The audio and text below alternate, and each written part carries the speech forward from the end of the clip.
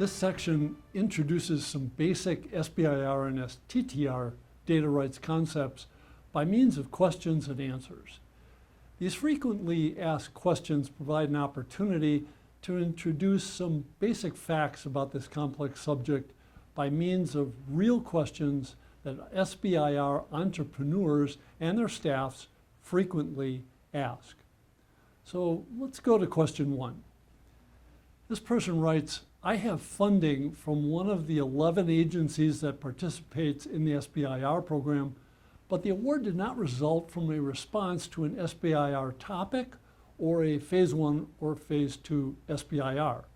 Do I need to be concerned about SBIR data rights? The answer really is this question could almost be asked in a more general way. When do SBIR data rights apply? The answer is that they apply in only 3 instances. In all phases 1, 2, and 3 SBIR awards. Phase 1 and 2 awards are funded with SBIR set-aside funds and must be accorded the SBIR data rights clause. Inclusion of the SBIR STTR clause in awards for phase 1 and 2 awards is rarely an issue. In its May 2nd, 2019 directive, SBA issued a new SBIR clause that will be used for both SBIR and STTR awards and will apply to both civilian and military agencies. If funding referenced above is a phase 3 award, then it also must be accorded the SBIR data rights clause. It is a phase 3 SBIR award if the work funded derives from, extends, or completes prior SBIR effort and is funded with non-SBIR funds. If none of these tests apply and the funding did not result from an SBIR phase 1 or 2 award, then SBIR data rights do not apply, and they do not seem to apply in this case. So let's go to the second question. How do I notify the government that I have a phase 3 award? This is interesting. You always write to the contracting officer in notifying the agency regarding your award.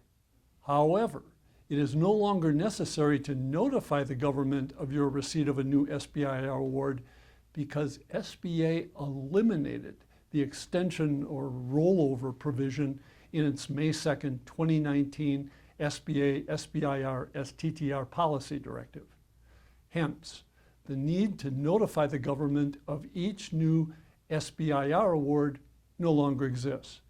In its place, SBA implemented a 20-year SBIR STTR data rights protection period that begins on the date of each new award. Now, this is a new protection period, and it became effective on May 2nd, 2019. Our third question is, I've been advised that equity investors won't have any interest in my medical technology because of the march-in rights that agencies have and the non-exclusive license rights of agencies.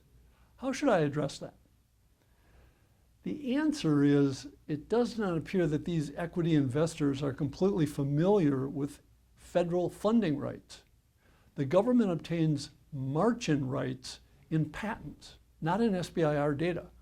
When a patent covers a subject invention, some agencies could take rights in the patent, including march-in rights.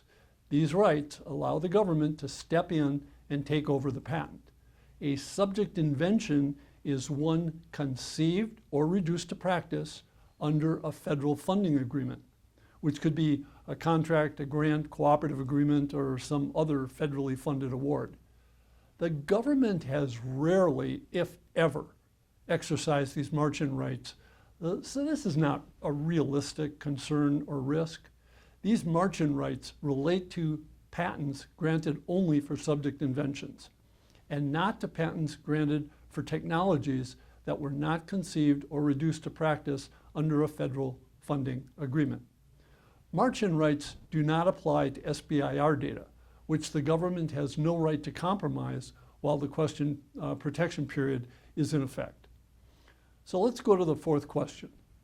This person writes, I know that SBIR data rights are important to companies with funding from DoD, but are they important for companies with funding from DOE, Department of Energy? The answer is an emphatic yes. SBIR data rights are always important, regardless of the agency, program, or funding.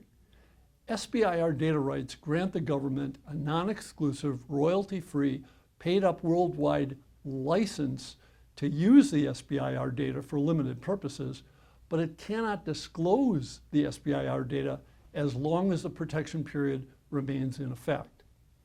SBIR data are the basic building blocks of the technology the SBIR firm hopes to convert to a product and eventually sell.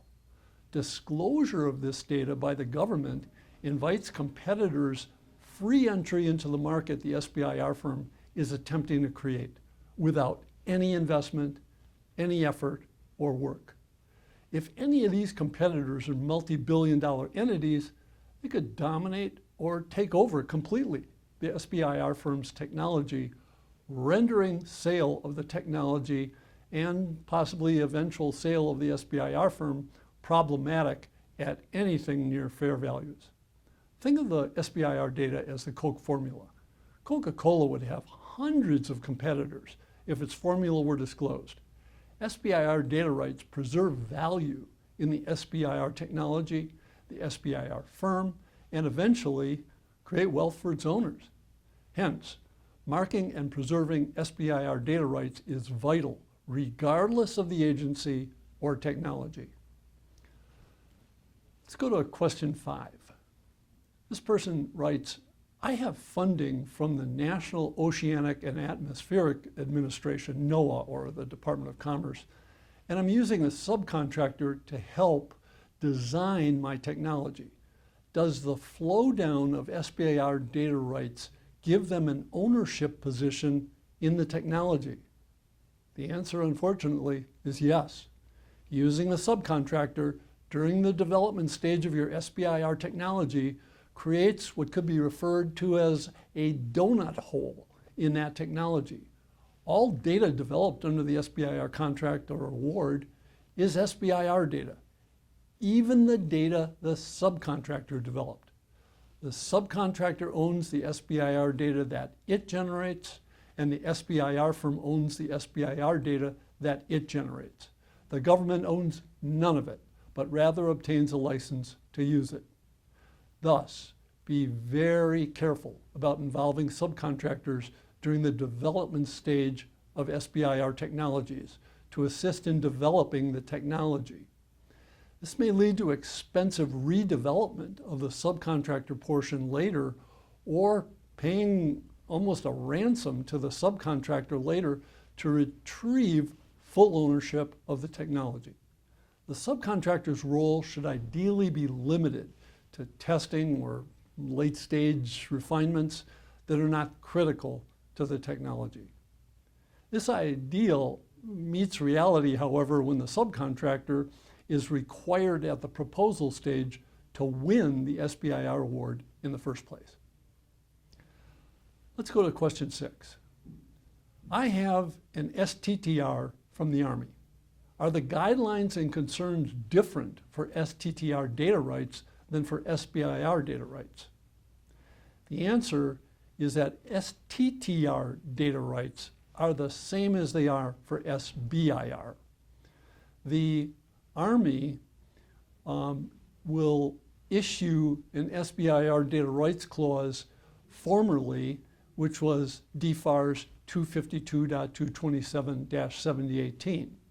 The new data rights clause will be used in both SBIR and STTR awards. The SBIR and STTR programs differ in one major respect. STTR proposals and awards must include participation of a non-profit entity. The STTR data rights are shared between them. SBIR has no such requirement. SBA's May 2, 2019 SBIR STTR policy directive now combines regulations affecting SBIR and STTR funding agreements into a single directive. In question 7, the person asks, as NASA is a mission agency, are SBIR data rights handled in the same way there as they are with DoD? The answer is award of SBIR data rights does not depend on the mission or non-mission status of the agency. NASA is a civilian agency, and therefore SBIR awards that NASA makes must be accorded the new SBIR data rights clause. This includes Phase 3 awards. The new data rights clause applies to both civilian agencies like NASA and military agencies, DoD alike. Like the prior clause, the new clause grants the government a non-exclusive, royalty-free, paid-up, worldwide license to use the SBIR data for limited purposes. Question 8. May an agency enter into a Phase 3 contract as a sole source contract? Yes. Yes, it can. Sole source rights are one of the many advantages to both the SBIR firm and the government of Phase 3 status. The Reauthorization Act and the SBA directive both provide for this sole source right as a matter of law. We go into the advantages of Phase 3 status in further detail in sections 3 and 4. We hope these questions and answers have been helpful in summarizing some of these important SBIR and STTR data rights issues.